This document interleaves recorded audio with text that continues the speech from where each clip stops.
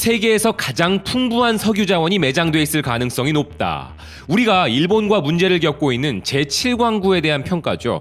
실제 천연가스나 원유의 매장량이 산유국인 사우디아라비아나 미국의 몇 배에 달할 가능성이 높다는 평가를 받는 제7광구인데요. 하지만 오늘 주제는 이 7광구에 대한 해답이 나왔다는 이야기는 아닙니다.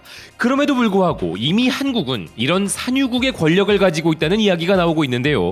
미국의 블룸버그는 한국은 이제 석유 수출국들, 곧 오펙 국가들이 누리던 권력 그 이상을 갖게 될 것이라는 내용을 보도하고 있습니다. 한국과 대만의 반도체 파워가 미국과 중국을 뒤흔든다라는 헤드라인으로 팬데믹으로 인해 반도체 수요가 촉진되어 한국과 대만 두 아시아 국가들에 대한 전 세계의 의존성이 심화되고 있다는 것인데요.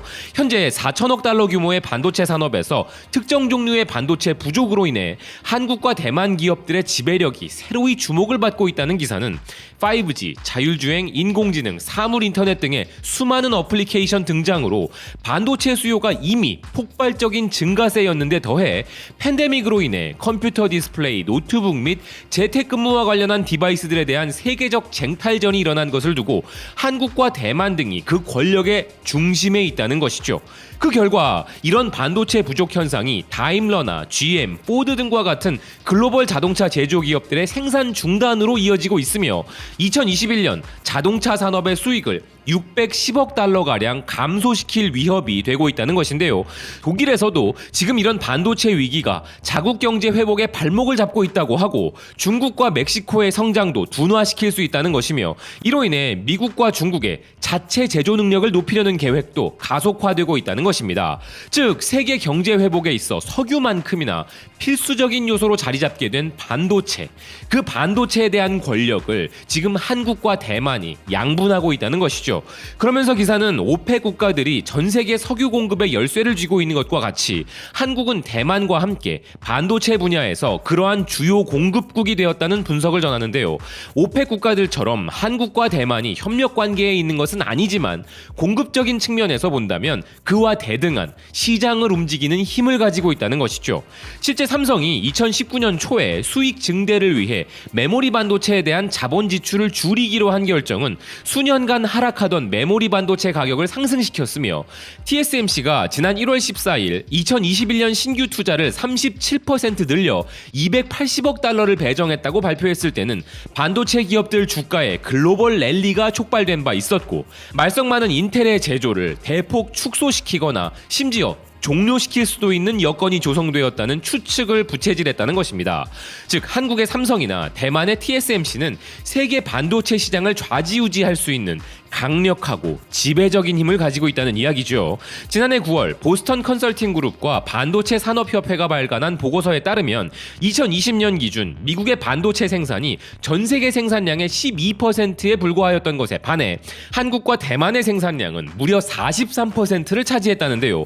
그리고 여기에 엎친 데 덮친 격으로 팬데믹까지 더해져 한국과 대만에 대한 전 세계적 의존도는 지금 상상을 초월하는 수준까지 다다랐다는 것이죠.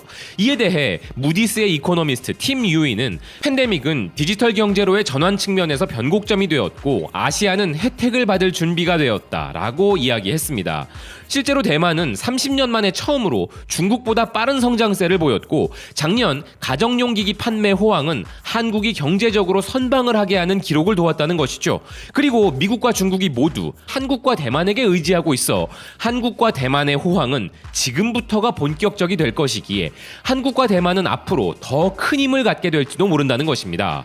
미국의 경우 적극적으로 이 부분을 해결하기 위한 방안을 모색 중인데요. 하지만 미국은 최근 셰일 혁명으로 중동산 석유에 대한 의존도를 낮추는 데에는 성공적이었으나 석유처럼 반도체 생산 능력도 강화하려면 아마도 석유 의존도 탈피에 투자한 금액보다 훨씬 더 높은 수준의 투자가 필요할 것이라는 분석입니다. 그 예로 한국 평택의 삼성전자의 최신 반도체 공장의 규모는 어마어마하다면서 그 금액은 도요타와 마즈다가 미국 알라바마주에 새로 건설하는 자동차 공장의 투자 비용인 16억 달러에 10배에 달하는 막대한 금액이라는 설명을 하는 기사인데요.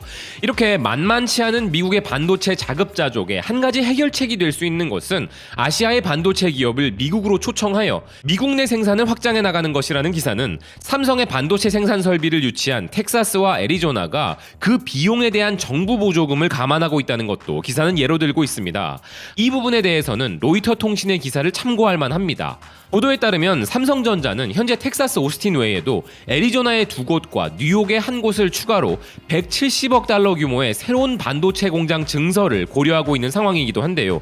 이에 대해 삼성전자에 제시된 세금 감면 금액은 14억 8천만 달러로 예상된다는 것입니다. 이렇게 어마어마한 세제 혜택을 제공할 정도로 미국의 입장에서는 자급자족이 안 된다면 삼성전자와 같은 기업들을 미국에 유치하여 생산하는 전략을 구사하고 있다 볼 수 있는 것이죠. 그런데 최근 삼성전자의 미국 오스틴 공장이 지역의 기록적인 한파로 공장 가동에 필수적인 전력과 물 공급이 끊기면서 막대한 피해를 입은 안타까운 상황이라 삼성전자의 결정이 어떻게 될지는 두고 봐야 할 것입니다. 부디 큰 피해가 없어야 할 것인데요. 어쨌든 한국의 반도체 권력은 확실히 그들에게 무시무시한 것이 분명합니다. 이는 최근 삼성전자를 때려잡겠다는 목표로 반도체 굴기를 외치던 중국의 입장에서는 더욱 그러할 것인데요. 초등학교 졸업장밖에 없는 사기꾼들에게 수조 원이 털려버린 중국은 이제 반도체 자급자족이 거의 꿈만 같은 일이 되어버렸기 때문에 중국 역시나 미국보다 더하면 더했지 덜 하지는 않을 한국 반도체에 대한 의존도이죠. 그렇다면 석유가 가진 것보다 더 큰 권력으로 발전할 가능성이 있는 이 반도체 패권, 이것을 굳이 대만과 나눌 필요는 없겠죠. 그래서 삼성전자는 이를 뺏기로 마음먹었습니다.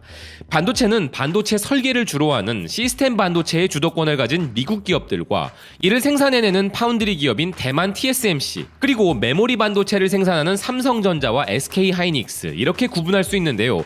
메모리 반도체의 압도적인 시장 점유율은 앞으로도 걱정 없겠으나 삼성전자는 TSMC가 가진 파운드리와 미국의 시스템 반도체 분야 또한 노리고 있습니다. 현실적으로는 미국 기업들보다는 대만의 TSMC를 노리고 공격적인 투자를 해나가고 있죠. 그래서 그런지 대만의 언론들은 삼성전자와 같은 우리 한국 반도체 기업들의 일거수일투족을 정말 자세하게 보도하는 것으로 유명한데요. 앞선 블룸버그 기사에서 현재 수많은 글로벌 자동차 회사들은 차량용 반도체를 손에 넣기 위해 안간힘을 쓰고 있으며 독일, 일본, 미국 등을 포함한 여러 국가의 정부들이 대만 지도부에 이 문제 해결을 위한 도움을 요청하고 있다는 내용이 있었는데요. 이 부분에서 대만이 현재 받고 있는 전 세계로부터의 러브콜 또한 좀 있으면 우리가 위협하게 될 상황이 펼쳐지고 있습니다. 이 부분에 대해 대만 언론들이 자세히 보도하고 있는데요. 대만 야후를 비롯 수많은 언론사들은 세계적으로 차량용 반도체 부족으로 한국 자동차 기업들도 재고 부족 위기에 직면하자 한국 정부가 차량용 반도체 대비 국가대표팀을 구성하고 있다고 전하고 있습니다. 우리 산업통상자원부가 미래 자동차 반도체 연대 협력 협의회 개막식을 열고 삼성전자와 SK하이닉스, 현대차, 그리고 자동차 부품업체인 현대모비스 등을 모아 정부가 지원하는 차량용 반도체 연합을 구성하는 것을 두고 긴장하고 있는 것인데요. 현대차와 같은 자동차 제조 기업들과 반도체 기업들 간의 협력, 이런 게 대만이 보기에는 그저 그림의 떡이겠죠. 생각해보면 글로벌 반도체 기업과 글로벌 자동차 기업을 동시에 보유한 국가가 전 세계적으로 과연 몇이나 있을까요? 네, 현실적으로 미국과 우리뿐입니다. 그리고 대만이 긴장하는 것도 이해가 되긴 되는 게, 만약 우리 입장에서 어떤 국가의 특정 기업이 삼성전자와 SK하이닉스를 무너뜨리려고 한다면서 공격적인 투자를 시작한다면 우리 역시 긴장이 될 것이기 때문이죠. 그리고 실제로 이를 가만히 지켜보고만 있는 TSMC도 아닙니다.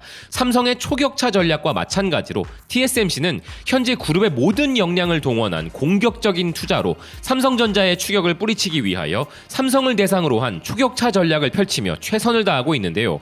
일본과는 그 결이 조금 다른 혐한이긴 하지만 대만도 궁극적으로 일본과 마찬가지 이유인 한국에 추월당했다는 것에 열폭하며 그리 한국을 반기지 않는 것으로 알려져 있습니다. 지금 이 차량용 반도체 국가대표팀 연합 구성에 대만이 긴장하는 것도 앞서 말씀드린 것처럼 대만 측에 많은 자동차 업체들이 도움을 달라고 하고 있는데, 우리가 이렇게 먼저 연합을 구성하게 된다면 자신들에게 의존하던 기업들이 한국으로 관심을 돌릴까봐 그 부분이 너무 싫은 것이죠. TSMC의 압도적인 힘을 삼성전자가 따라잡는 데에는 분명 시간이 걸리겠지만 머지않아 삼성전자가 TSMC의 파운드리 분야도 곧 따라잡을 것이라는 데 베팅하고 싶습니다.